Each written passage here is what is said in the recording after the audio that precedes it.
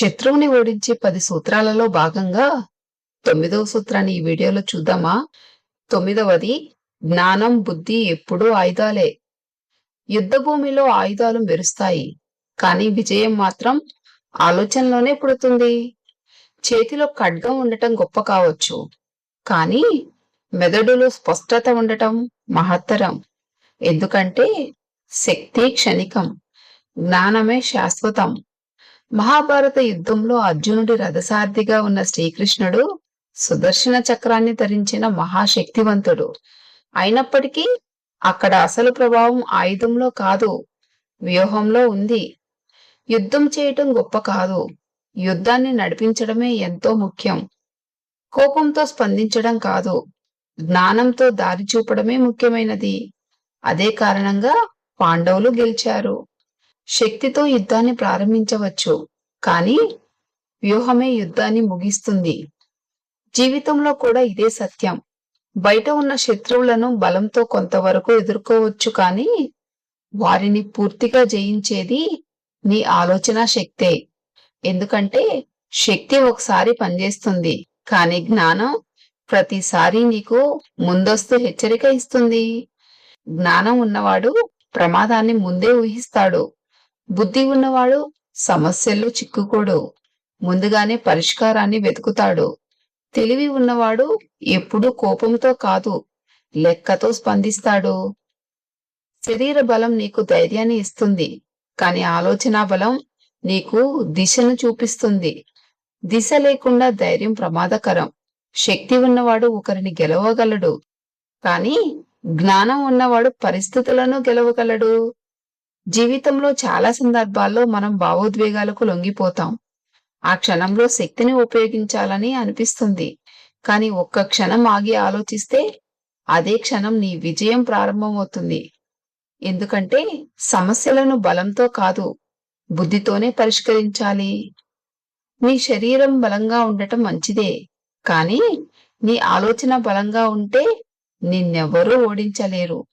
జ్ఞానం అంటే కేవలం పుస్తకాలు చదవటం కాదు, అనుభవాల నుంచి నేర్చుకోవటం, తప్పుల నుండి పాఠాలు తెలుసుకోవటం, పరిస్థితులను గమనించటం, ప్రతి ఓటమిని ఒక గురువుగా చూడటం.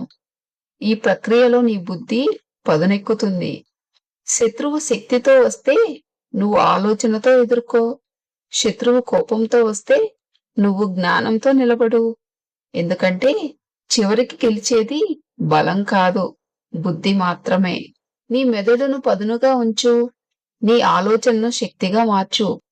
అప్పుడు ప్రపంచం ఎంత పెద్దదైనా నీ ముందర చిన్నదే అవుతుంది. గుర్తుంచుకో, శక్తి నిన్ను యుద్ధభూమి వరకు తీసుకెళ్తుంది, కానీ జ్ఞానం నిన్ను విజయ శిఖరానికి చేర్చుతుంది. అర్థమైందనుకుంటా. మరి లాస్ట్గా 10వ సూత్రాన్ని చూద్దామా? చివరికి ధర్మం వైపే నిలబడండి. జీవితంలో కొన్నిసార్లు అన్యాయమే గెలిచినట్లు కనిపిస్తుంది, అబద్ధమే నిజాన్ని మించిపోయినట్లు అనిపిస్తుంది. శత్రువు పైచేయి సాధించినట్లుగా కూడా కనిపించవచ్చు, కానీ మహాభారతం మనకు ఒక గొప్ప సత్యాన్ని నేర్పింది. చివరికి గెలిచేది ధర్మం మాత్రమే. బయటి వాళ్ళు నీపై కుట్రలు చేయవచ్చు, అబద్ధపు ప్రచారాలు చేయవచ్చు, నీ ఎదుగుదలను అడ్డుకోవడానికి ప్రయత్నించవచ్చు, కానీ నువ్వు నీ విలువలను వదులుకోకుండా నీ నిజాయితీని కాపాడుకుంటూ ఉంటే కాలమే నీకు న్యాయం చేస్తుంది. కొంతకాలం పాటు వాళ్ళు గెలిచినట్లుగా కనిపించవచ్చు, పరిస్థితులు వారికి అనుకూలంగా ఉన్నట్లుగా అనిపించవచ్చు, కానీ అది తాత్కాలికం మాత్రమే. ఎందుకంటే శాశ్వతంగా నిలిచేది అబద్ధం కాదు, సత్యం. గెలిచేది అధర్మం కాదు, ధర్మం మాత్రమే. కాబట్టి ఎలాంటి పరిస్థితులు ఎదురైనా నీ ధర్మాన్ని వదలవద్దు. నీ మార్గం న్యాయంగా ఉంటే నీ గెలుపు కొంత ఆలస్యం కావచ్చు, కానీ అది ఎప్పటికీ ఆగదు.